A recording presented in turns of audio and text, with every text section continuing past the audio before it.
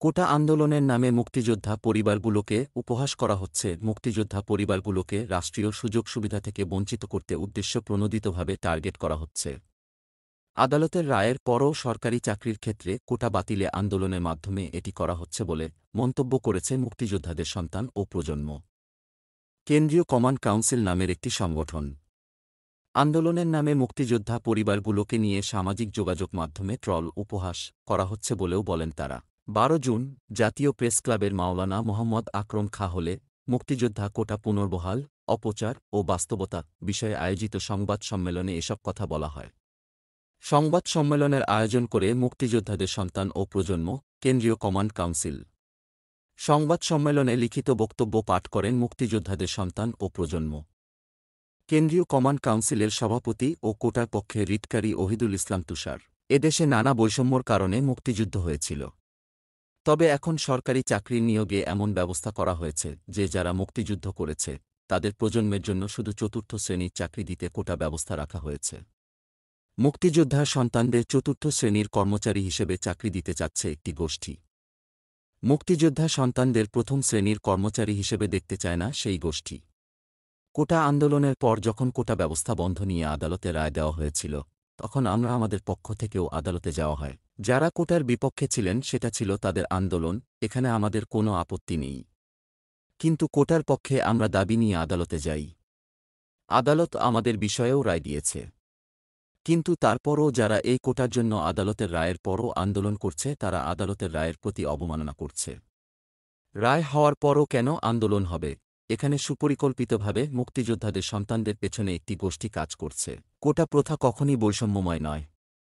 আমাদের সমাজে একটি প্রচলিত ভুল ধারণা আছে যে কোটা প্রথায় যারা চাকরি নেয় তাদের মেধা যাচাই ছাড়া চাকরি দেওয়া হয়। কোটায় যারা চাকরি নেন তাদেরও অন্য সব চাকরির প্রার্থীর মতোই মেধা যাচাই করা হয়। অন্য কোনো কোটা থাকলে সমস্যা নেই, শুধু সমস্যা মুক্তিযোদ্ধা কোটায়, বলেন তিনি। সংবাদ সম্মেলনে এ সময় আরও উপস্থিত ছিলেন মুক্তিযোদ্ধা জামাল উদ্দিন সরকার, মুক্তিযোদ্ধা জিয়াউল হক প্রমুখ। ৭১-এর প্রেরণায় জাগো, জাগাও এই স্লোগানকে সামনে রেখে বীর মুক্তিযোদ্ধা ও তারুণ্যের সম্মেলনে সাংগঠনিক যাত্রা শুরু করল আমরা ৭১। ইঞ্জিনিয়ারিং ইনস্টিটিউশন মিলনায়তনে সকাল 10:30টায় জাতীয় সঙ্গীতের মধ্য দিয়ে শুরু হয় আমরা ৭১-এর ১ম জাতীয় সম্মেলন ২০২৪। সম্মেলনের উদ্বোধনী অনুষ্ঠানে স্বাগতিক বক্তব্য রাখেন আমরা ৭১-এর প্রধান সমন্বয়কারী বীর মুক্তিযোদ্ধা হিলাল ফয়েজী। এরপর ৫৩ জন বীর মুক্তিযোদ্ধার হাতে ৫৩ জন তরুণ তুলে দেন সম্মাননা ক্রেস্ট।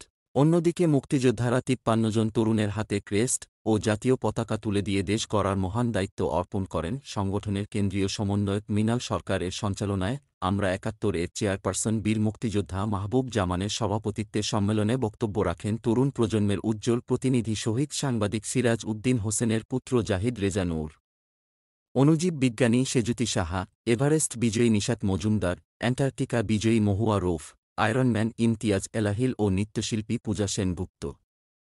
সহায়তাকারী সব নারীকে মুক্তিযোদ্ধা হিসেবে স্বীকৃতি দেওয়ার কার্যক্রম চলমান আছে। জাতীয় মুক্তিযোদ্ধা কাউন্সিলের সুপারিশের আলোকে এরই মধ্যে নারী মুক্তিযোদ্ধা বীরাঙ্গনা হিসেবে ৫০৪ জনকে স্বীকৃতি দেওয়া হয়েছে। তাদের নাম গেজেটে প্রকাশিত হয়েছে।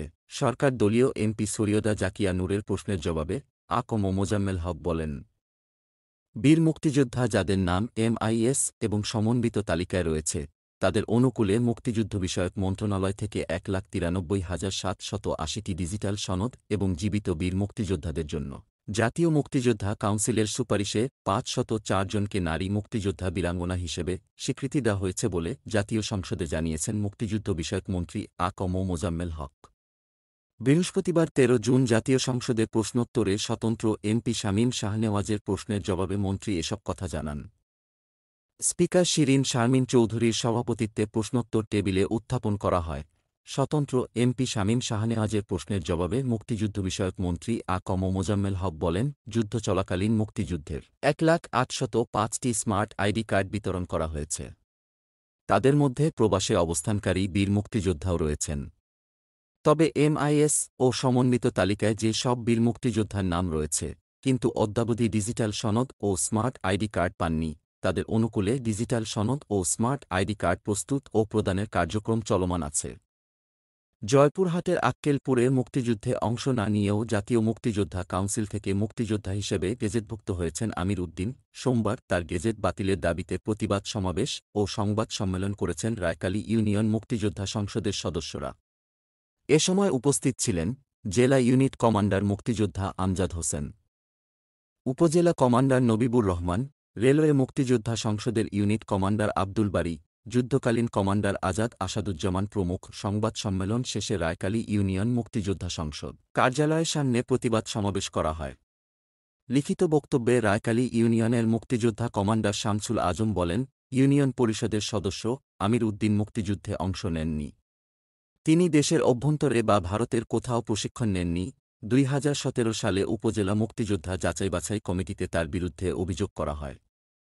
কমিটিতে তিনি মুক্তিযুদ্ধে অংশগ্রহণের সপক্ষে কোনো প্রমাণ বা কাগজপত্র দেখাতে পারেননি। এরপরও গত 10 আগস্ট জাতীয় মুক্তিযোদ্ধা কাউন্সিল জামুকা প্রকাশিত বেসামরিক গেজেটে মুক্তিযোদ্ধা হিসেবে তার নাম অন্তর্ভুক্ত হয়েছে। এই গেজেট বাতিলের জন্য জামুকার মহাপরিচালক এবং আক্কেলপুর উপজেলা নির্বাহী কর্মকর্তা বরাবর লিখিত অভিযোগ দিয়েছিলাম। অভিযোগের বিষয়ে আমির উদ্দিন বলেন, 1971 সালের 15 সেপ্টেম্বর ভারতের ত্রিমোহনী ক্যাম্পে প্রশিক্ষণ নিই। আমার রেজিস্ট্রেশন নম্বর 416। সেখান থেকে ফিরে চিয়ারিগ্রাম, গুডুম্বা ও ঢেকুঞ্চা মাঠে সম্মুখযুদ্ধে অংশ নিই।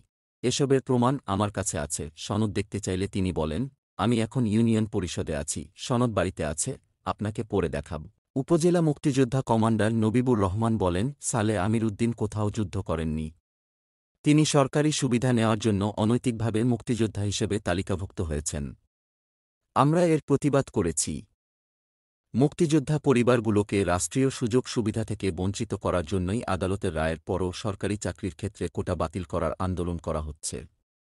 মুক্তিযোদ্ধাদের সন্তান ও প্রজন্ম কেন্দ্রীয় কমান্ড কাউন্সিল নামের একটি সংগঠনের নেতারা এ মন্তব্য করেছেন। 12 জুন জাতীয় প্রেসক্লাবের মাওলানা মোহাম্মদ আকরাম খা হলে মুক্তিযোদ্ধা কোটা পুনর্বহাল, অপপ্রচার ও বাস্তবতা এ বিষয়ে আয়োজিত এক সংবাদ সম্মেলনে এসব কথা বলা হয়। এ সময় তারা বলেন, আদালতের রায়ের পরও আন্দোলনের নামে মুক্তিযোদ্ধাদের পরিবারগুলোকে নিয়ে সামাজিক যোগাযোগ মাধ্যমে ট্রোল করা হচ্ছে।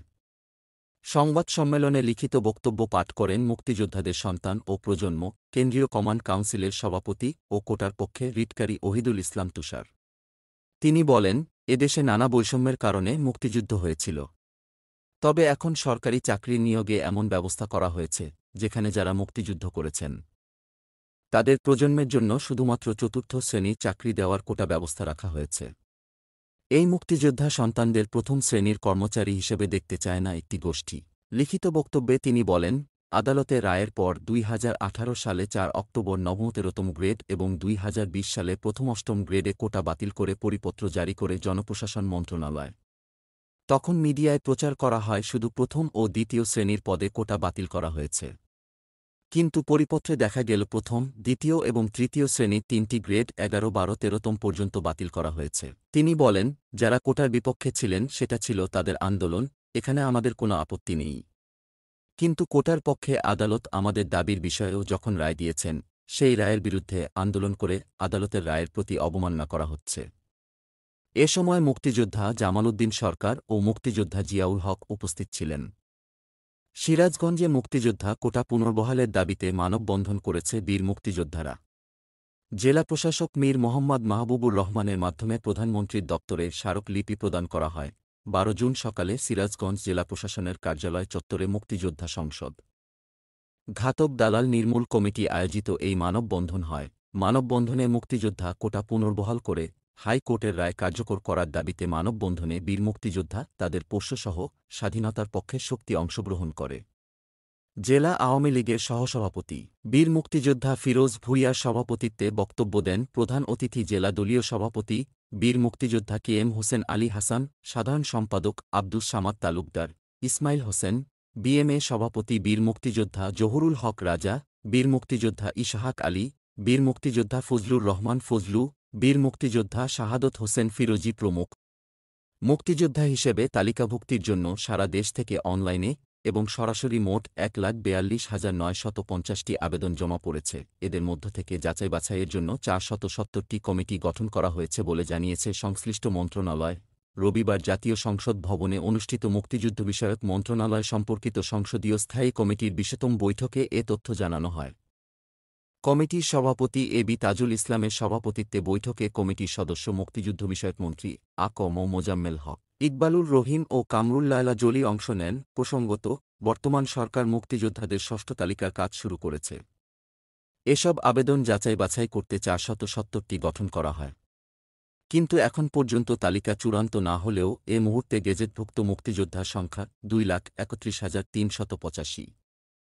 বৈঠকে জানানো হয়, ইতোমধ্যে ৩৭৩টি কমিটির যাচাই-বাছাই প্রতিবেদন পাওয়া গেছে, ৯৭টি কমিটির প্রতিবেদন এখনও পাওয়া যায়নি। যাচাই-বাছাই কমিটির সিদ্ধান্তের বিরুদ্ধে ২৯,৩৭২ জন আপিল আবেদন জমা পড়েছে।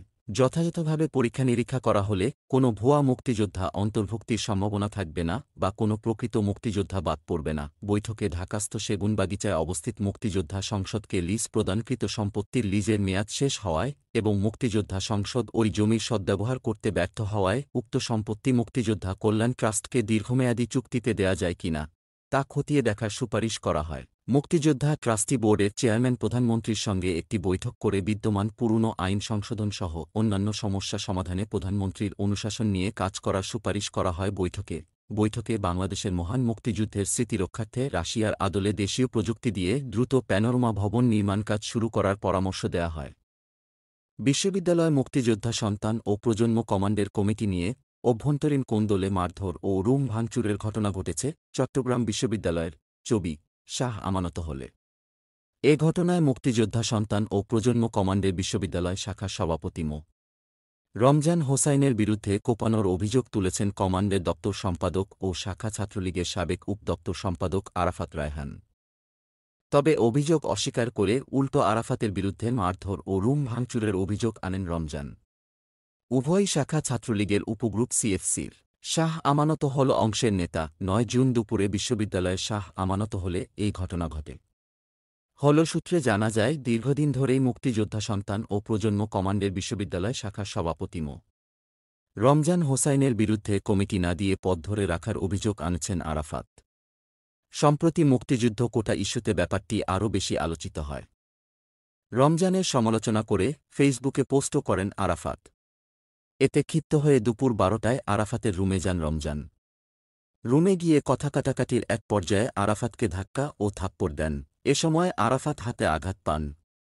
পরে আরাফাতের অনুসারীরা শাহ আমানত হলে রমজানের ৩০৯ নম্বর রুম ভাঙচুর করেন। ৩ জনের রুম দখল করে একাই থাকতেন রমজান। শাখা ছাত্রলীগের সাবেক উপদপ্তর সম্পাদক আরাফাত হোসাইন জাগো নিউজকে বলেন, সকালে রুমে শুয়েছিলাম। রমজান এসে চিল্লাচিল্লি শুরু করে। এক পর্যায়ে তার হাতে থাকা চাকু দিয়ে আমার হাতে আঘাত করে। আমার হাতে ২টি সেলাই লাগে। সে দীর্ঘদিন ধরে মুক্তিযোদ্ধা সন্তান ও প্রজন্ম কমান্ডের সভাপতির পদ বিক্রি করে নানা সুবিধা নিয়ে আসছে। এই কমিটির মেয়াদ ৪ বছর হয়েছে। এগুলোর প্রতিবাদ করে নতুন কমিটি দিতে বলায় সে আমার ওপর ক্ষিপ্ত হয়।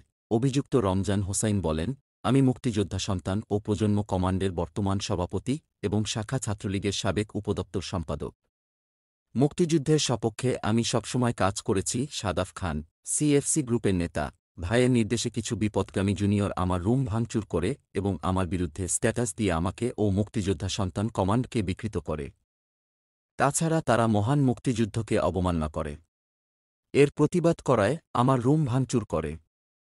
প্রথম ও দ্বিতীয় শ্রেণীর সরকারি চাকরিতে কোটা বাতিল করে ২০১৮ সালে দেওয়া পরিপত্র সম্প্রতি অবৈধ ঘোষণা করেছেন হাইকোর্ট। কোটা বহালের এই রায়ের বিরুদ্ধে রাষ্ট্রপক্ষ থেকে পদক্ষেপ নিতে অ্যাটর্নি জেনারেলকে স্মারকলিপি দিয়েছেন ঢাকা বিশ্ববিদ্যালয়ের ৬ শিক্ষার্থী।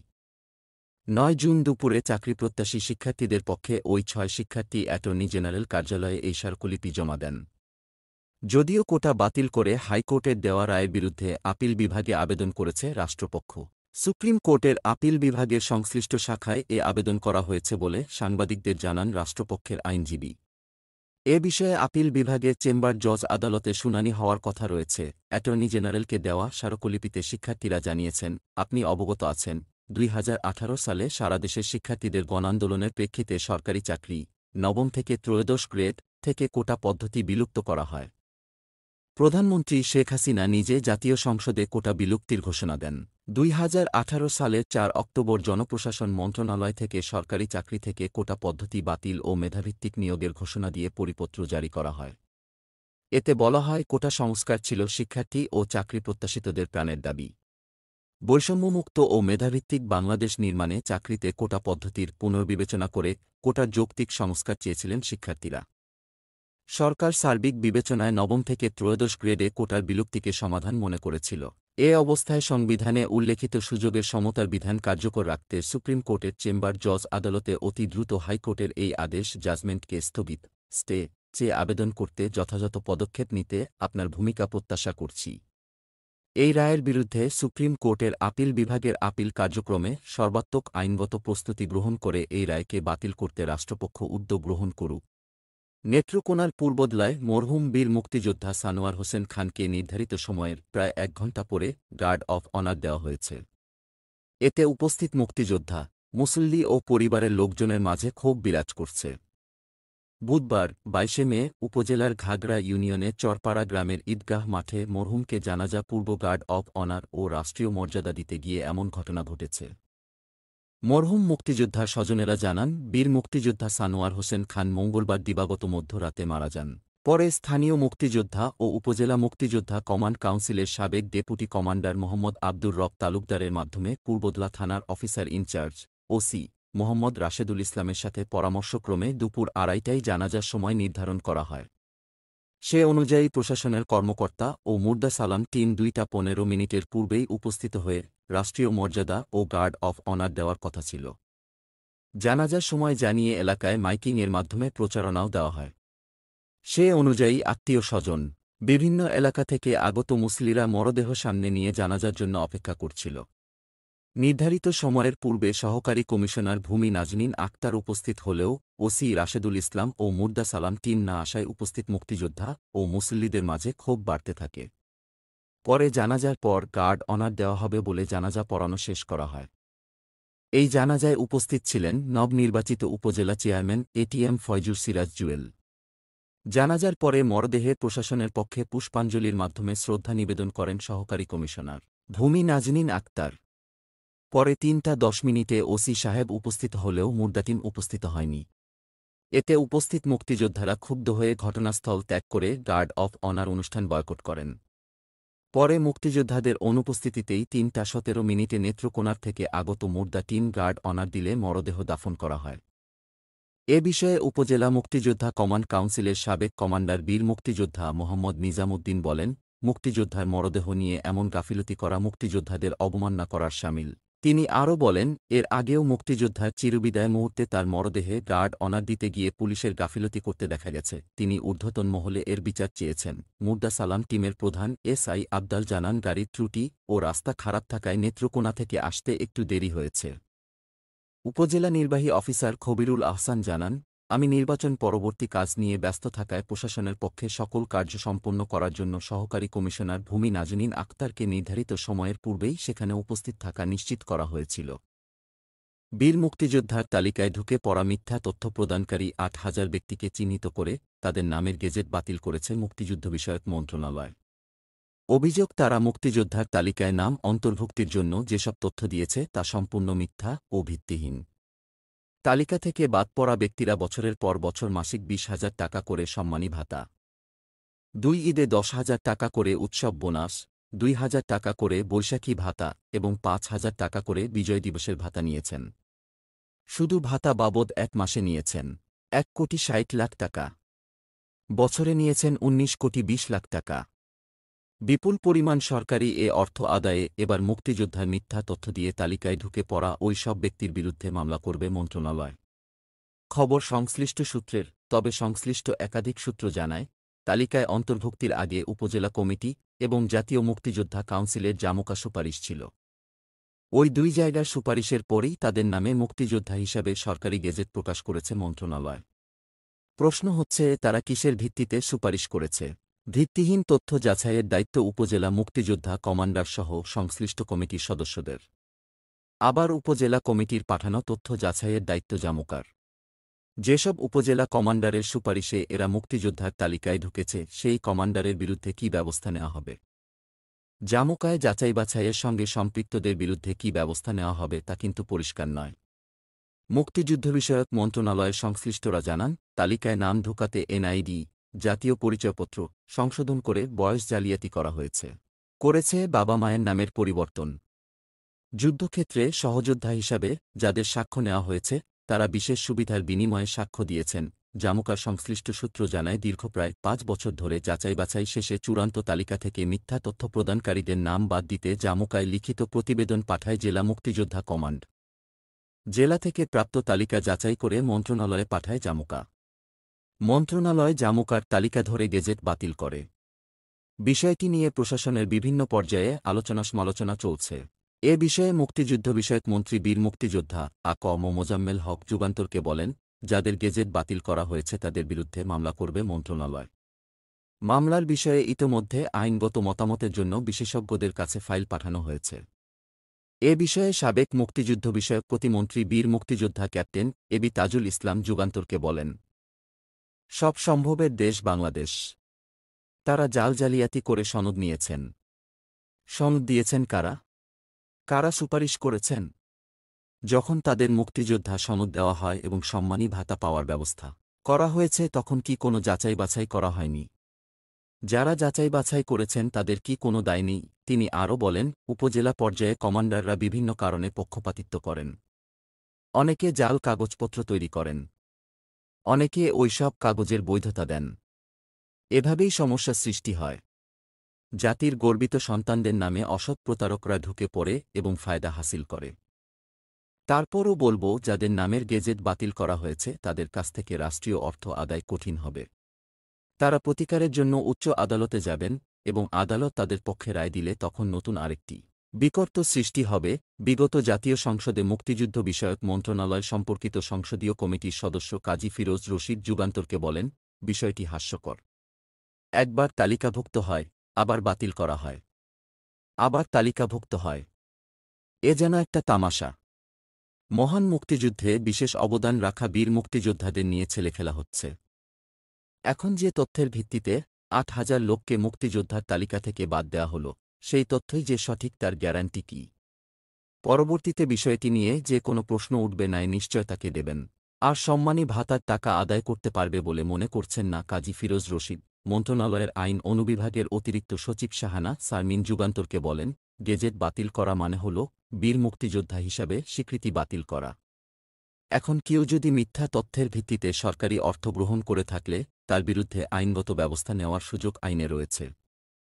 আইন তার নিজস্ব গতিতে চলবে। মুক্তিযুদ্ধ বিষয়ক মন্ত্রণালয় সূত্র জানায়, গেজেটে বাতিল হওয়া ব্যক্তিদের বিরুদ্ধে শিগগিরই ব্যবস্থা নেওয়া হবে। তারা যে ভাতা গ্রহণ করেছে তা আদায় করা হবে। মৃত ব্যক্তির পরিবারের সদস্যদের কাছ থেকে ভাতার টাকা আদায় করা হবে। যাদের দেওয়ার সামর্থ্য নেই, সেটি পরবর্তীতে সরকার সিদ্ধান্ত নেবে। মিথ্যা তথ্যে সনদ গ্রহীতার ছেলেমেয়ে সরকারি চাকরিতে ঢুকলে তাদের চাকরিচ্যুত করা হবে। তবে বাতিল করা গেজেটের অনেকেই মুক্তিযোদ্ধা সনদ ফিরে পেতে উচ্চ আদালতে মামলা করেছেন। এই মামলা নিষ্পত্তি না হওয়া পর্যন্ত তাদের বিষয়ে কোনো ব্যবস্থা নেওয়া যাবে না বলে জানান কর্মকর্তারা। খেতাবপ্রাপ্ত বীর মুক্তিযোদ্ধারা শ্রেণীভেদে সর্বোচ্চ ৩৫,০০০ টাকা থেকে ২০,০০০ টাকা পর্যন্ত সম্মানী ভাতা পেয়ে থাকেন। যুদ্ধাহত বীর মুক্তিযোদ্ধারা শ্রেণীভেদে সর্বোচ্চ ৪৫,০০০ টাকা থেকে ২৭,০০০ টাকা পর্যন্ত ভাতা পাচ্ছেন। শহীদ পরিবারকে ৩০,০০০ এবং সাধারণ বীর মুক্তিযোদ্ধারা মাসিক ২০,০০০ টাকা সম্মানী ভাতা পাচ্ছেন। এছাড়া ২ ঈদে ১০,০০০ টাকা করে উৎসব ভাতা এবং ২,০০০ টাকা করে বৈশাখী ভাতা পাচ্ছেন। বর্তমানে ১,৮৭,২৯০ জন বীর মুক্তিযোদ্ধাকে ভাতা দিচ্ছে সরকার। সূত্র যুগান্তর। নির্ধারিত সময়ে প্রকল্পের কাজ শেষ হয়েছে, এমন ঘটনা আমাদের দেশে বিরল। প্রকল্প মানেই সময় ব্যয় বৃদ্ধির খেলা। যে কোনো প্রকল্পে সময় বাড়ার সঙ্গে বাড়ে ব্যয়। তবে ব্যতিক্রম একটি প্রকল্প। আলোচিত এ প্রকল্পের কাজের পরিধি বেড়েছে, সময়ও বেড়েছে, অথচ খরচ কমেছে ৪৯ কোটি ২০ লাখ টাকা। এমন ঘটনা ঘটেছে শহীদ মুক্তিযোদ্ধা ও অন্যান্য বীর মুক্তিযোদ্ধাদের সমাধিস্থল সংরক্ষণ ও উন্নয়ন প্রকল্পে। এ প্রকল্পের আওতায় সংরক্ষণ করা হবে ২০,০০০ মুক্তিযোদ্ধার সমাধিস্থল। যদিও প্রকল্প বাস্তবায়নে তেমন অগ্রগতি নেই। যথাসময়ে নিয়োগ করা হয়নি প্রকল্প পরিচালক। শহীদ ও মৃত অন্যান্য বীর মুক্তিযোদ্ধাদের তালিকা যথাসময়ে না পাওয়ায় প্রকল্প বাস্তবায়নে বিলম্ব হচ্ছে বলে দাবি সংশ্লিষ্ট মন্ত্রণালয়ের। তবে প্রকল্প বাস্তবায়নে বিলম্ব হলেও বেশ কিছু খাতে বরাদ্দ বাদ দেওয়ায় প্রকল্পের ব্যয় কমেছে। চলমান প্রকল্পের আওতায় খাতভিত্তিক ব্যয় বিভাজনের ক্ষেত্রে বৈদেশিক প্রশিক্ষণ, টিফিন ভাতা, যাতায়াত ভাতা, পেট্রোল লুব্রিকেন্ট, গ্যাস জ্বালানি, অনুলিপি ব্যয়, সেমিনার কনফারেন্স সহ কিছু সাধারণ ব্যয় বাদ দিতে বলেছে পরিকল্পনা কমিশন। এসব খাতে ব্যয় বাদ দেওয়ায় খরচ কমেছে এ প্রকল্পের। সম্প্রতি এ বিষয়ে সভা করে প্রকল্প মূল্যায়ন কমিটি পিসি। এতে সভাপতিত্ব করেন পরিকল্পনা কমিশনের আর্থসামাজিক অবকাঠামো বিভাগের সদস্য সচিব রেহানা পারভীন। সভায় প্রকল্পের বিষয়ে বেশ কিছু সিদ্ধান্ত হয়। এতে প্রকল্পের বেশ কয়েকটি খাতে ব্যয় কমানোর কথা বলা হয়েছে। প্রকল্পের অঙ্গভিত্তিক ব্যয় বিভাজনের ক্ষেত্রে আলোচনা করে অফিস ভবন, সম্মানী ব্যয়, অন্যান্য যন্ত্রপাতি ও সরঞ্জামাদি ব্যয়, কম্পিউটার ও আনুষঙ্গিক আসবাবপত্র, স্ট্যাম্প ও সিল ইত্যাদি বাদ দিয়ে ব্যয় যৌক্তিকভাবে নির্ধারণ করতে বলা হয়েছে। মুক্তিযুদ্ধ বিষয়ক মন্ত্রী মোজাম্মেল হক বলেছেন, যুদ্ধাপরাধীদের বিচারের মাধ্যমে কিছুটা হলেও আমরা দায়মুক্ত হয়েছি, পাপমুক্ত হয়েছি। ৪ মে বেলা ১১টায় জাতীয় জাদুঘরের শেখ ফজিলাতুন্নেছা মুজিব মিলনায়তনে শহীদ জননী জাহানারা ইমামের ৯৫তম জন্মদিন উপলক্ষে এক অনুষ্ঠানে এ কথা বলেন তিনি। মন্ত্রী বলেন, আজকে নিঃসন্দেহে বলা যায় একটা শুভ দিন। সেই মহীয়সী নারীর স্মৃতি জাদুঘর, যেটি ব্যক্তিগত উদ্যোগে তৈরি করা হয়েছিল। আমরা জাতীয় জাদুঘরের শাখা হিসেবে এর দায়িত্বভার গ্রহণ করে আরেকবার কিছুটা হলেও দায়মুক্ত হলাম। এই যে আন্দোলন সংগ্রাম কিভাবে হয়েছিল, আমরা হয়তো মাঠে লড়াই সংগ্রাম করেছি। বৃহত্তর সেদিনের কারাগারে ৭ কোটি মানুষ বন্দী থেকে কিভাবে মুক্তিযুদ্ধকে সংগঠিত করেছিল, দেশের অভ্যন্তরে মুক্তিযুদ্ধ পরিচালনা করেছিল জীবনের ঝুঁকি নিয়ে। তাদের একজন পুরোধা নারী ছিলেন এই শহীদ জননী জাহানারা ইমাম। তিনি আরও বলেন, আমাদের একটা বড় ভুল থেকে যায়। আমরা কিছুটা হলেও মুক্তিযুদ্ধের কথা বলি, সফলতার কথা বলি। কিন্তু আমাদের অপরপক্ষ, সেদিনের রাজাকার, আলবদর, আল শামস, এই ঘাতক দালালরা কিভাবে ৯ মাস লুণ্ঠন করেছে, অত্যাচার করেছে, নারী নির্যাতন করেছে, মুক্তিযোদ্ধাদের বাড়িঘর ছিনিয়ে নিয়েছে, তাদের হত্যা করেছে, পাক হানাদার বাহিনীকে সহায়তা করেছে, সেই দিকটা কিন্তু আমরা একেবারেই বলি না। মুক্তিযুদ্ধের গৌরবগাথা যথাযথভাবে না হলেও কিছুটা আলোচনা হয়, কিন্তু ওই দিকটা একেবারেই মুছে যাচ্ছে। কাজেই যুদ্ধাপরাধীদের ইতিহাসটা ব্যাপকভাবে সরকারি ব্যবস্থাপনার পাশাপাশি বেসরকারি উদ্যোগেও আলোচনায় আনা উচিত। সভাপতির বক্তব্যে সংস্কৃতি প্রতিমন্ত্রী নাহিদ ইজাহার খান বলেন, আমাদের সবচেয়ে বড় শক্তি হল আমরা বীর মুক্তিযোদ্ধার সন্তান। শহীদ জননী জাহানারা ইমামকে মুক্তিযোদ্ধাদের মা হিসেবে বরণ করে নেওয়া হয়েছে। আমাদের স্বাধীনতা যুদ্ধে নারীদের আত্মত্যাগের উজ্জ্বল উদাহরণ হলেন আমাদের শহীদ জননী। তিনি ও তার পরিবারের যেই আত্মত্যাগ, সেই ইতিহাস ও আদর্শ আমাদের স্মরণে রাখতে হবে, তুলে ধরতে হবে আমাদের নতুন প্রজন্মের কাছে। আমি শিক্ষামন্ত্রীর কাছে অনুরোধ জানাব যে সব শিক্ষা প্রতিষ্ঠানে জাহানারা ইমামের লেখা ৭১-এর দিনগুলি বইটি যেন পড়ানো হয়। ১৯৭১ সালের ১৬ ডিসেম্বরের পর বিমান বাহিনীতে বেসামরিক কর্মচারী হিসেবে যেসব মুক্তিযোদ্ধা যোগদান করেছেন, তাদের গেজেট বাতিল করে মুক্তিযোদ্ধা মন্ত্রণালয়ের দেওয়া সিদ্ধান্তকে বেআইনি ও অবৈধ ঘোষণা করেছেন হাইকোর্ট। পাশাপাশি জাতীয় মুক্তিযোদ্ধা কাউন্সিল, জামুকা, আইন ২০০২ অনুযায়ী কোনো গেজেট বাতিলে জামুকার সুপারিশ করার এখতিয়ার নেই বলে উল্লেখ করেছেন। এক রিট আবেদনের প্রেক্ষিতে বিচারপতি জুবায়ের রহমান চৌধুরী এবং বিচারপতি কাজী ইবাদত হোসেন সমন্বয়ে গঠিত হাইকোর্ট বেঞ্চ মঙ্গলবার এ রায় দেন। এর ফলে ২০০২ সালের জামুকা আইনের অধীনে গেজেট বাতিলে জামুকার সুপারিশের ভিত্তিতে যাদের গেজেট বাতিল হয়েছে তারা আদালতে শরণাপন্ন হতে আইনগত বাধা রইল না বলে জানিয়েছেন রিটকারীর আইনজীবী ব্যারিস্টার তৌফিক ইনাম টিপু। উল্লেখ্য, রিট আবেদনকারী মোহাম্মদ শামসুল আলম একজন মুক্তিযোদ্ধা হিসেবে ৭১-এ স্বাধীনতার পর বেসামরিক কর্মচারী হিসেবে বিমান বাহিনীতে যোগদান করেন। এরপর তার মতো অসংখ্য বেসামরিক কর্মচারী ৩ সামরিক বাহিনীর তালিকায় বেসামরিক মুক্তিযোদ্ধা হিসেবে গেজেটভুক্ত হন।